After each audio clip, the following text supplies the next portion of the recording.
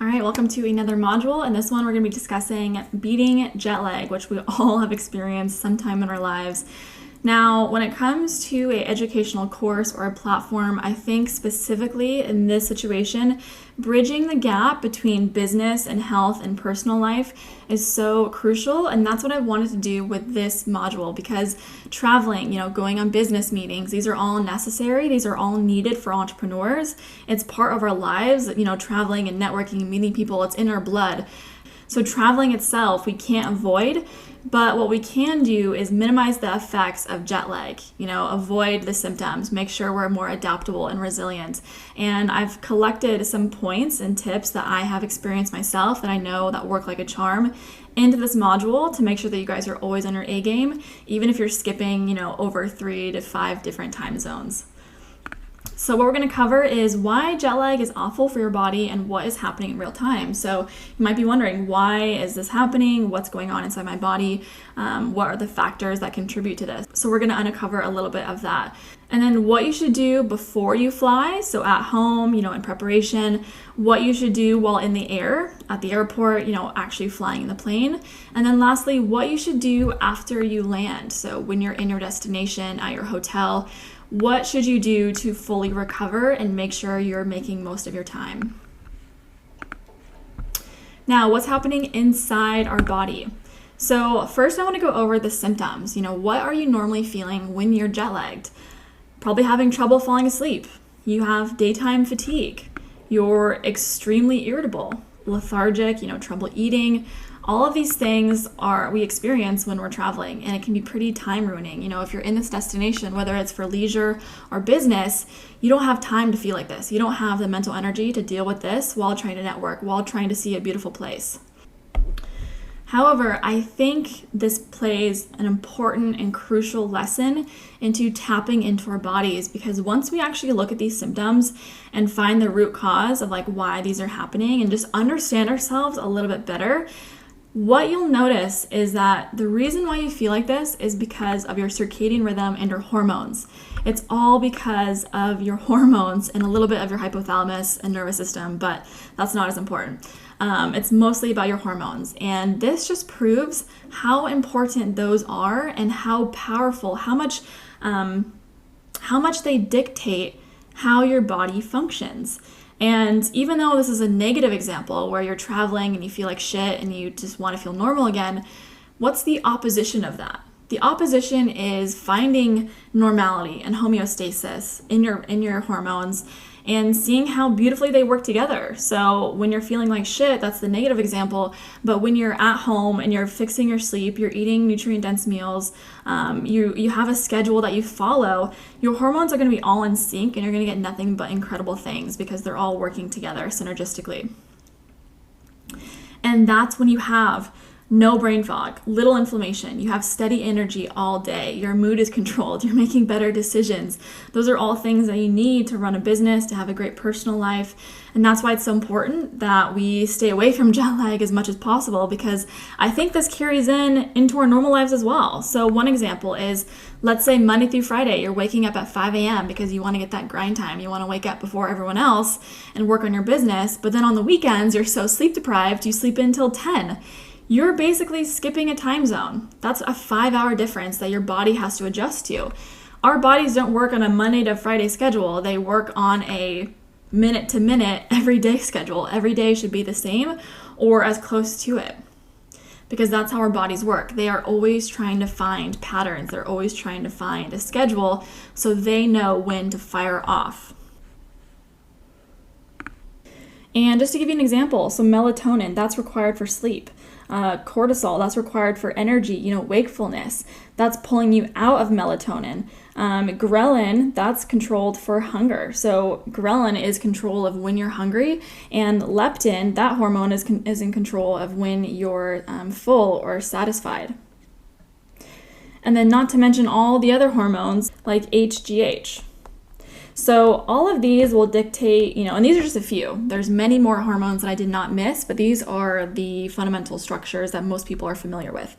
All of these dictate how you're feeling when you're sleepy, when you're hungry, when you're full, and they all get kind of muddled when you're entering a different time zone because your body is taking in, different information. Because your body might think it's, 1 a.m., so midnight, close to 1, but you travel to, let's say, Paris, and it's like high noon. You're getting tons of sunlight all of a sudden. Your body's going to be really freaking confused. It's not going to know when to release melatonin. It's not going to release, leptin or ghrelin. So that's when you're getting all of these kind of crazy signals from your body.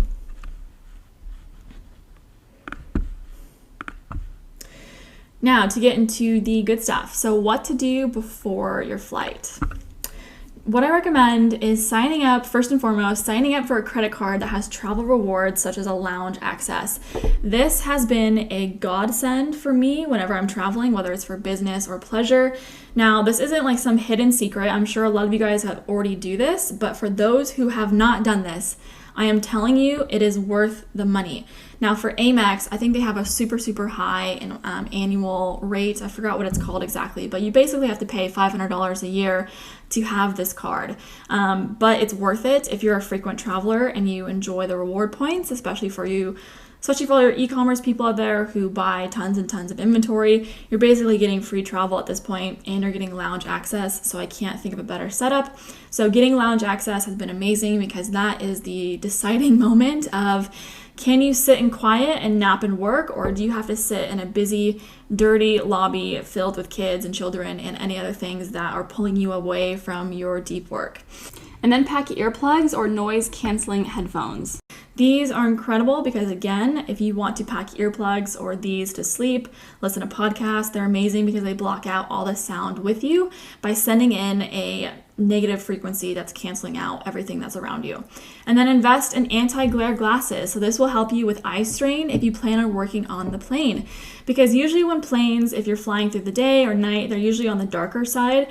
And when you're in a dark environment or like a kind of dim room, and then you have your bright laptop, this is a recipe for eye strain. Your eyes are going to feel incredibly fatigued afterwards, and they have great daytime glasses that don't look too crazy, but that still do the trick with reducing screen glare. And then take vitamin E before or during your trip. Vitamin E is crucial for increasing oxidative metabolism. So it's crucial for protecting your cells. And when we are protecting our cells, we are being bombarded really at every second from every direction with stressful stimulus. So every second, our cells are dying from either exercising, UV light, oxidative stress just from oxygen itself, from EMFs. So EMFs are terrible for our bodies. Non-native EMFs cause so much destruction for our cells. They just send all of our signals out of whack. They're extremely stressful. And vitamin E is a great protector. If you hear the word polyphenols or antioxidants and someone brings up pomegranates, they have no idea what they're talking about because the best antioxidant in the world is vitamin E. That is our most preferred source. And I think it comes to show that you've probably never have heard of this vitamin. I'll let you assume why you've never heard about it. But rest assured, I promise you, vitamin E is the best antioxidant you can be taking. And when it comes to this program, it's one of the few supplements we actually recommend. We're not big on supplements, but when it comes down to vitamin E, that is one I recommend everyone to take. All right, now while you're in the air, so now that you have gone to the airport, you have sat in a lounge access, you've taken your vitamins, this is what we recommend, while you're on the airplane. So always avoid the airplane food. So when the food, they're going down the aisle, they're passing out those meals. Definitely do not recommend it because they're probably going to be filled with preservatives. They're going to be filled with PUFAs, so those harmful fatty acids. And those low quality foods will affect your inflammation levels. So when you're going through the airport and you're going through all that radiation, all that fluorescent lighting, then you're getting on the airplane, then you're going to eat all of that low quality foods. It's just a recipe for disaster, especially when you're entering a new time zone. So I definitely recommend to not eat any of the airplane food. So if you do eat the airplane airport, I recommend picking a restaurant, something that you can get high quality protein. So in my fast food healthy options module, I tell you guys to always ask for double protein because it's very satiating and also has healthy fats with it. And these are great for stabilizing blood sugar, reducing inflammation levels. They're gonna give you a really nice energy level throughout the entire day. Now, I will say if you are in a rush, I recommend going to one of those side shops, those side carts, and getting, beef jerky or full-fat Greek yogurt, pistachios, hard-boiled eggs, fresh fruit, bottled water, or pure fruit juice. These are all things that get a check mark from me in the sense of they are usually whole ingredients. They don't have any fatty acids in them that are going to cause inflammation, and they usually have more nutrients than other snack items that you would find typically in the convenience store. And then what I do not want you guys to buy is dried fruit, granola bars, cheap sandwiches, or too many nuts. So don't get those bags of like almonds and cashews. Again, these have preservatives. They have high amounts of sugar. So if you're not being careful with, what you're eating, if you just have a bunch of granola or a bunch of dried fruit, then you're going to get a crash, and that will cause an energy dip, which we don't want. And then as well as cheap sandwiches. So a lot of these wheat products, these grains, these are going to be basically processed with glyphosate. They're going to be processed with other cheap, wheat products. And I usually recommend to always stay away from the cheap sandwiches. Now, when you land, this is super important to take seriously because this is about the last half of the work to ensure that you're not getting jet lag. So as soon as you get to your destination, make sure you're getting outside as soon as possible. Get that sunlight, touch the ground, walk on the ground, take your shoes off. Make sure you're getting connected as possible with your new time zone. This will be your best friend in the sense of optimizing your circadian rhythm, which is most of what's going on when we are getting this jet lag feeling. And then do not sleep immediately upon arrival. So even if you get up at 6 a.m., 7 a.m. to catch that early a.m. flight, let's say you get to your destination, make sure you're not taking a nap because this will mess up your circadian rhythm again. You're not abiding by that time zone. If you have to take a nap when you get to your destination, I recommend around 25 minutes, nothing longer than that, because then you'll enter a full sleep cycle, or even worse, you will only do a partial sleep cycle. So let's say you only sleep an hour. You're gonna wake up right in your deep and REM levels, which will be catastrophic in the sense of waking up feeling refreshed. So what I recommend is if you must, take a 25-minute quick refresher nap, but hold off until that night. So whatever time zone you reach, make sure as soon as you get there, you try abiding by their time zone. So if it's evening in about 5 hours, then wait those 5 hours until it's evening to fall asleep. And don't take a nap, just go straight into bed because that will ensure the quickest way to actually adhere to that new time zone. And then when you get to your hotel, make sure you switch AC on. So make sure your room is nice and cool.